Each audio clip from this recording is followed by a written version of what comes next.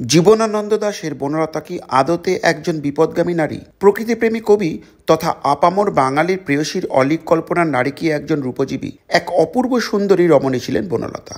চুল তার কবেকার অন্ধকার বিদিশার নেশা, মুখ তার সাবস্তির কারুকার্য। সত্যি এমন অপূর্ব নারী যে কোনো পুরুষেরই ফ্যান্টাসি। কবি জীবনানন্দের সাথে তার স্ত্রীর যে সম্পর্ক খুব একটা মধুর ছিল না সে কথা অনেকেরই জানা। উঠেছিল তার নামে অশ্লীল কবিতা লেখার অভিযোগ পর্যন্ত।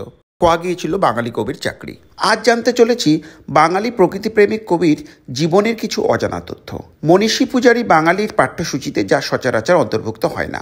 আকবর আলী খান তার গ্রন্থ পরার্থপরতার অর্থনীতিতে প্রকাশিত লিঙ্গভিত্তিক বৈষম্যের অর্থনীতি প্রবন্ধে দাবি করেছেন যে বনলতা সেন আসলে এক রূপজীবী। নাটোর তার মতে বিখ্যাত ছিল রূপজীবীদের জন্যেও। তাই নাটোরের বনলতা সেন শুধুমাত্র তার ঠিকানা নয়, তার পেশাকেও হয়তো ইঙ্গিত করেছে।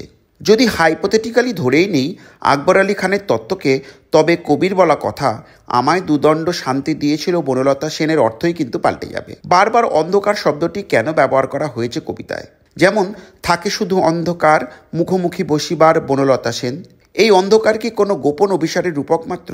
কবি সাহিত্যিকদের কোনো এক শখের নারীকে নিয়ে কবিতা লেখার চল তো বহু যুগের। কবি শেক্সপিয়ার তো কেবলমাত্র নারীকে নিয়ে লিখেই ক্ষান্ত হননি, পুরুষের রূপের পর্যন্ত বর্ণনা করেছেন প্রেমিকের দৃষ্টিভঙ্গি দিয়ে। সাহেবদের কাব্যিক নারী বা পুরুষের আসল পরিচয় নিয়ে ওনাদের দেশের সমালোচকগণ যতটা সাহসী, আমাদের দেশের মানুষ ততটা কিন্তু সাবলীল বা অভ্যস্ত নন। আর যারা কবি জীবনানন্দ দাশকে অতিমানব ভাবছেন তারা জানেন হয়তো যে কবি জীবন দশায় সে অর্থে সেভাবে খ্যাতি পাননি। তিনি দেখেই যেতে পারেননি তাকে নিয়ে বাঙালির আবেগের ঢেউকে। তার অনেক লেখাই তো প্রকাশিত হয়েছিল তার মৃত্যুর পরে। তবে তার পক্ষে বিবাহ বহির্ভূত সম্পর্কে জড়ানো একটু অসম্ভবই বটে। নিপাট ভালো মানুষ ছিলেন তিনি। আপন ভোলা কল্পনার জগতের অধিবাসী। বালিগঞ্জে ট্রামের ধাক্কায় গুরুতর আহত হয়ে ভর্তি হয়েছিলেন শম্ভুনাথ পণ্ডিত হসপিটালে। শেষটায় প্রাণ চলে গেল অকালে। বাঙালির প্রকৃতিপ্রেমিক কবির জীবনের অনেকটাই কেটে গিয়েছিল শহরের ধুলো আর ধোঁয়াতে। বনলতা সেনের বাঙালির রূপকথার নায়িকা থেকে বঞ্চিত নারীর প্রতীকে রূপান্তর কি আসলে অতি আধুনিকতার ধাক্কা? কেন বনলতা নিখুঁত রূপের অধিকারিণী? কারণ পুরুষ কবি চেয়েছেন তাই। নারীকে কেবলই তো রূপের আঙ্গিকে বিচার করা হয়েছে।